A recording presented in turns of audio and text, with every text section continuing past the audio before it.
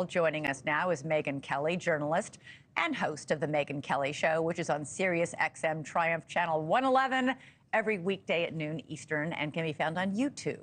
Megyn Kelly, great to have you here. You were also one of my co-moderators during the Republican primary debate. You've moderated many of these debates, so you know about moderating. Donald Trump is complaining today that it was rigged, that it was 3-on-1, and you started your podcast last night saying you were, quote, disgusted with the moderators. Why? It was a total and utter fail of journalism by ABC News. They ought to be ashamed of themselves. They're no longer a news organization. I'm stunned. Honestly, you should be so glad you don't work there, Elizabeth. You're too good for them. These people wouldn't know journalism if it hit them in the face. All they did was gang up on Donald Trump. All they did was run cover for Kamala Harris. Let me give you a couple of examples. The fact checks they did on Donald Trump were nothing of the kind. I just wrote down a couple for fun. On whether he actually admitted that he lost the 2020 election. He said, I was being sarcastic when I said I lost by a whisker. David Muir thinks it's appropriate to inject his opinion. I didn't detect sarcasm. Who cares what you think? Yeah. Your opinion is irrelevant. None of us care. That's not a fact check. That's his opinion masquerading as one. Then Donald Trump says the thing about they're allowing babies to be born and to be killed or to die on the table. There actually is some truth to that. It has to do with abortions that get botched and the baby is born anyway. In states like Minnesota, there is no mandate that the doctors have to provide life-saving care, only, quote, comfort care. This is an issue for pro-life Republicans. It's not the first time it's come up. He wasn't the most articulate spokesperson, but yet again, we get a fact check from Lindsay Davis. There is no state in which you may kill the baby after birth. Well, he said he was equating the word kill to allowing it to die, and therefore her fact check is off. Another one. The pets, the dogs, the cats, I get all that. David Muir says, we spoke to the city manager and that's not verified. You know what, David? That is now a he said, they said, because Trump is right. It's on Facebook. There's a 911 call of people reporting it. There are eyewitness testimonials from people who showed up at the city town hall meeting. I don't know what's true. All I know is that's not an appropriate fact check by a debate moderator. Let her do that. Let her get up there. And when Kamala Harris told lie after lie after lie, you know how many times they fact checked her? Zero. None. Yeah, it was unfair. They fact checked him 4 times. They fact checked her 0. But listen, we just played a clip. Donald Trump said they're executing babies. They're not executing babies. So, but if you look at the clip, Elizabeth, he explains what he means by that. He says they're letting these babies die, and then he says you could say kill, and then he doesn't explain it. But this, trust me, if you live your life in Republican circles and understand the pro-life crowd, this is the issue. It's about the born alive babies after botched abortions, and that does happen. And Kamala Harris actually refused to sign a bill that would protect those babies. And Tim Walz is the one responsible for the Minnesota legislation. So this is an issue. You just don't know about it. The audience doesn't know about it because ABC News didn't think it was worth fact checking in the proper way. They fact checked the other way. Yes, but he did say they're executing babies, and that is illegal in all 50 states in the country. But I do want to get back to your point that they fact checked him 4 times and they didn't fact check her at all, even when she repeated claims that he's called white supremacists, very fine people, something that is clearly taken out of context. All you have to do is watch the entire videotape of his news conference. What should the moderators have been doing? No fact-checking at all, or fact-checking of both? No fact-checking would be my first choice. That happened at the CNN debate, and it worked out fine. But if you're going to fact-check the one, you got to do both. Must do both sides. She got away with so many lies, Elizabeth, and you pointed out one of the big ones in your opening. She was permitted to come out there and say that she hadn't reversed herself on fracking. Lindsay Davis, Miss Fact Checker, nothing. She moved on. She gave this long answer about how she'd never changed her position on fracking. There was no follow-up. She was also permitted to say that she hadn't changed her position on gun buybacks, mandatory gun buybacks. There's videotape of both of these things. Kamala Harris, nothing. They moved right on. They had zero interest in following up. And you know what's so egregious about the fracking one is this had already happened. Dana Bash had fallen down on this issue during her one-on-one interview on CNN, which was a couple of weeks ago. When you prepare for a debate, as you well know, you ask for all the data about what the person has been saying in recent days, years, months on this issue. So they would have known She had said that to Dana Bash about how she'd always taken this position since 2020.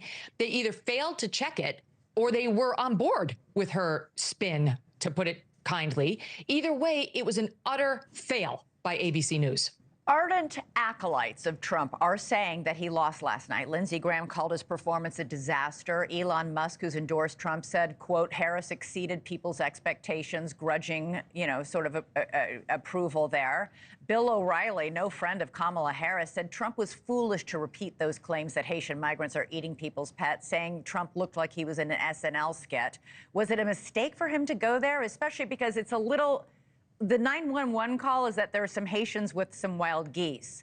There are no, somebody on a Facebook said my neighbor's daughter's friend, their pet got taken and eaten. I mean, there's nothing credible. Strung up like a deer and skinned. It's still, it's not firsthand. It's second, third, fourth hand. I mean, it's even J.D. Vance has backed off this thing. Okay. Should Trump have gone there? No, he hasn't. No, I disagree. All right, so first of all, that's fine. It may not have been a great debate strategy because honestly, Laken Riley is dead because of the illegals.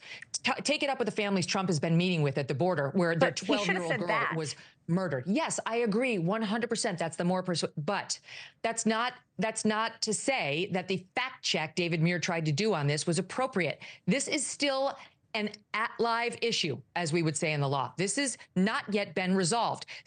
Unnamed city manager, whose politics we have no idea of, does not settle the issue when you've got this number of residents making these complaints. This has yet to be resolved fully and definitively. That's all you need to know as a debate moderator, not to weigh in. It's Kamala's job to say all the thing that David Muir said, not David Muir. And so, yes, I mean, the Babylon Bee had a post up today, Elizabeth, which sums it up. It says something to the effect of the media assures Americans, I wrote it down, that migrants haven't killed any cats, just women and children. That's the truth of the matter. Over and over last night, Harris baited Trump. And over, Megyn, he took the bait. He spent a lot of his time defending his crowd sizes and his claims of a stolen election instead of hammering her on her long list of flip-flops and policies. He waited until the very end of the debate, his closing statement, to say his best line, which was, why haven't you done any of these things in the last 3.5 years? That's debate malpractice. 100% correct. Agree with every word you just said. I'll give you the worst example. And this is why it's so frustrating, right, to watch this thing. But just hold on with me as I do this quickly. They ask her, finally, Joe Biden's doing something about the border. Why did he wait, you and he wait until 6 months before the election? That's a good question. Yeah. She starts to say, well, I prosecuted criminals when I was in California, and he has crappy rallies. No one goes to his rallies. They're boring. They walk out. It was a great pivot, right? She's getting away from one of her worst issues. And like my dog Strudwick, when I throw the liver snaps, Trump ran. Oh, something shiny. Yes, my rallies, I'll do it. That's his best issue. He let her drive him away. And then here's what happens. Over and over. He's like, yes, rallies. And by the way, cats in Springfield, Ohio. And then David Muir jumps in. No credible reports of the cats. Trump, I've seen it on TV. David Muir, the city manager. Trump, TV. David Muir, city manager. Donald Trump, we'll see. David Muir to Kamala Harris, I'll let you respond. Kamala Harris, 200 Republicans have endorsed me. And she's got the stage and she's now talking about how the Republicans love her. Listen, it was so bad. The Wall Street Journal editorial page, which is very conservative, wrote this today. Harris clearly won the debate, though not because she made a powerful case for her vision or record. She won the debate because she came in with a strategy to taunt and goad Trump into diving down rabbit holes of personal grievance and vanity that left her policies and history largely untouched. He always takes the bait, and Harris set the trap. True, but only part of the story. And by the way, the Wall Street Journal doesn't like Trump. So it's, it's one thing to say they're conservative, but they don't like him. Both can be true, but only part of the story. If you are in a foxhole like Donald Trump was last night, and you've got 3 people above you shooting down at you, it's very hard to get out of. And that was the situation he was in. All 3 had ganged up on Trump. Every question toward him came from a negative angle. He was the one who was fact-checked inappropriately or with false opinion or with false facts.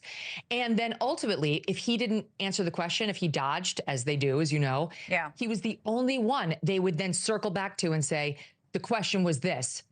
So the answer is what?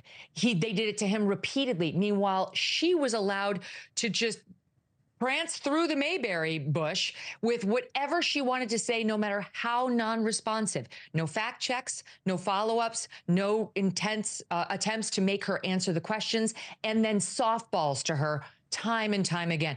Would you like to weigh in on this? Trump, you're terrible. Look at all the terrible things you did on J6. Trump, I'm not that bad. Kamala Harris, is he just as bad as we thought? Yes, they did that on issue after issue. This was an ambush. Harris immediately challenged Trump to a second debate, like literally moments after it ended. Should he accept? Not on NBC, because that's what's technically out there right now. If Trump goes on ABC, NBC, CBS, if he does a debate on one of those channels, he deserves what he gets. He has now waived the right to complain about unfair treatment. I'm done. That's it. If he agrees to go back into that lion's den and he gets treated like this again, he can boo-hoo in his own soup because no one's going to feel sorry for him. Now he knows what he's going to get. He messed up. He trusted them. Well, he could also prepare Megyn and not take the bait. But you listen, Elizabeth, it would have been hard for any human to handle that amount of incoming. Again, in the foxhole. Would J.D. Vance have done a better job? Yes, he would have. He's more facile in this way. But I'd like to see this done to Kamala Harris and see how she would perform, because her memorized little note cards and little bits given to her by her team, and if she followed what she did at the DNC, propped up by actors and actresses and Hollywood agencies trying to help her work on her delivery. If she doesn't have that and has to actually fight while on her feet, she'll fail. I don't think there will be another debate, but if there is one, it should either be mano a mano, no moderator, or he should say, I get to pick one of the moderators and you do. But on the so-called mainstream, which is nothing of the kind, absolutely not. He should do what the Democrats do and say, never, never in a forum that I don't trust. Megyn Kelly, great to see you again. Thanks so much for joining us. Great to see you too. All right. All the best. Thanks so much for watching. Go to joinnn.com to find NewsNation on your television provider. And don't forget to click the red subscribe button below to get more of NewsNation's fact-driven, unbiased coverage.